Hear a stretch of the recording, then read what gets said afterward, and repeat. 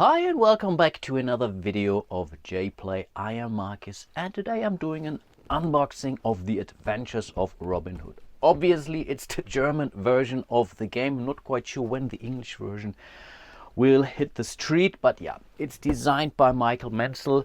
Really a game I was looking forward to for quite some time. I'm now really happy that I got myself a review copy kindly provided by KOSMOS, so thanks for that. So yeah, I will basically have a look inside the box. I have an idea of how this game plays because Hunter and Krone, basically one of I think the German YouTube channel for board games, they did a playthrough of this one, and they also did a relatively spoiler-free playthrough of the game because Michael Menzel or KOSMOS were kind enough to give these guys a special edition, a special adventure just for their channel.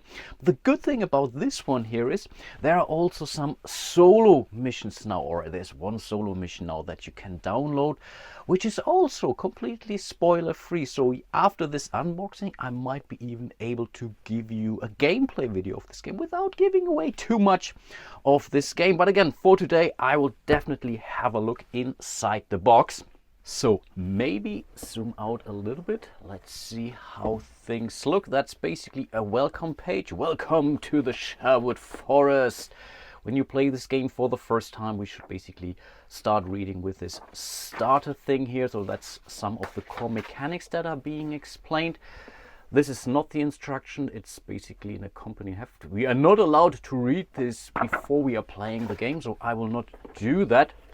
And then yeah, I think this is now the cool game board and all the stuff. I think let's have a look inside this one too in a second. The cool thing about this game is this hardcover adventure book. Basically giving away all those details for the various missions or scenarios of the game. Obviously, I will not look into this because again, I don't want to spoil the experience for you. Let's have a look at all of the other components here. So those are basically the figures for the individual players. And also there are some kind of rulers, let's put it like this. They will tell you how far you can move on the board. And that's really another cool thing about this game. It doesn't really come with fixed values. It's more like a tabletop game where you really are moving your little meeples here on the board freely. Of course, you still have to see that you are not hitting any trees and whatnot, and you still have to evade whatever the guards on the board, for example. But apart from that, you can really move along the board relatively free. Something that really looks very promising here. Apart from that, a lot of wooden figures here, some time tokens. These are the activation discs, also great stuff.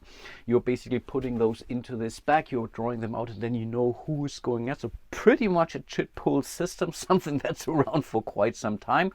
I like it a lot. I know that everyone in a war game, for example, I think it has some bad reputation, at least that's what I keep hearing every now and then. I personally like it a lot, actually. Some more miniatures and even some more miniatures. So apart from the wooden components, it's not a lot in there. I think most of the stuff comes with this one here, and I think with my next shot, let's have a look inside this one.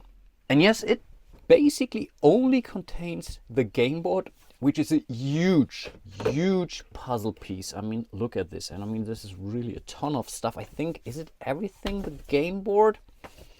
It almost seems this way. So yeah, this game board is huge, and it comes with these things that you can open and close. You can turn them over a little bit depending on the story. It might tell you, hey, start the game with this kind of setup, but it also serves, I believe, as some kind of randomization or so.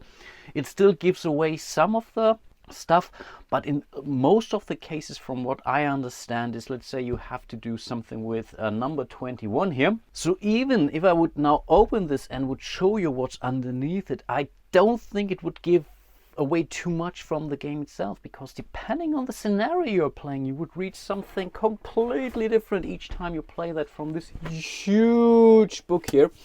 and each time you play this, it could tell you something else. And I'm pretty sure, as far as I know, there are also gameplay triggers in that, like in Tainted Grail, for example, where it says, that's only me thinking out loud here, I haven't really seen this one yet, but it says, okay, if you have found this, then read section 21b or 21d in this scenario or in this chapter, for example. So definitely a lot to explore here, especially because there are so many interesting looking locations here. I mean, here we have the trader. Not sure what is this trade about. Here we have the waterfall.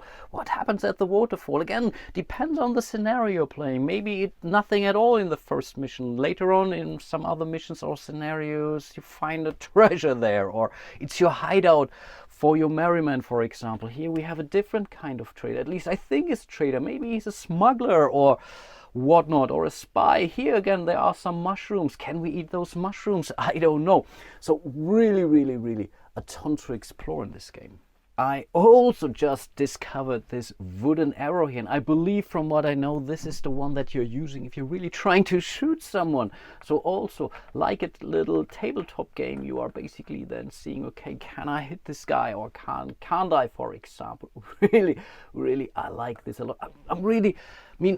Having now this cooperative game in a tabletop kind of system with a chit pull system in respect to the activation, but also not just the activation, also how you determine your success of a hit or not. So you're putting these cubes into this bag here too, and then you're pulling out whatever 3 of those, and if one of those shows a Y, then you are successful, for example. So this combination alone is so unique, and I'm really happy that it's not just Endor 2.0 in a different theme. No, it's something entirely different. And I also believe that this game can be extended endlessly, similar to Endor, where you also see so much fan-created content, so much official content that it's being added to the game throughout the last couple of years. I'm pretty sure we will see a lot of additional content coming for this game. KOSMOS already announced a new scenario by, I think, the end of March already, to be downloaded for free. The solo mission is already out there. I think it has 3 different twists in it, for example, and that's the one I will show to you in one of my next videos. And that's pretty much what I can show you right now. Again, there is really so much to explore on this game board here. Maybe the one thing, just to give it away, to see how this actually works in respect to the tabletop experience, as you're really not seeing any real whatever spaces on the board. You really move freely around this. So let's say you are the green meeple here, you want to move to this gate here.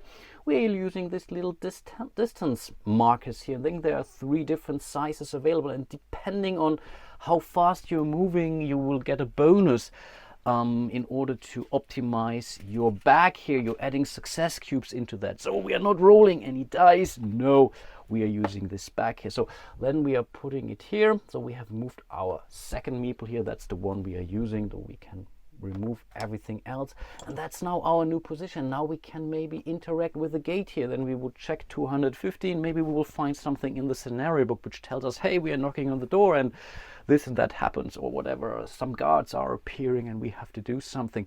Really a ton to explore here.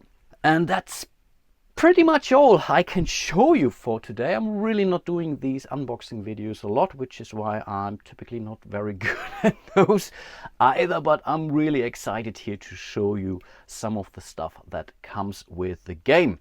Hope to see you soon in one of my other videos, and yeah, until then, bye bye.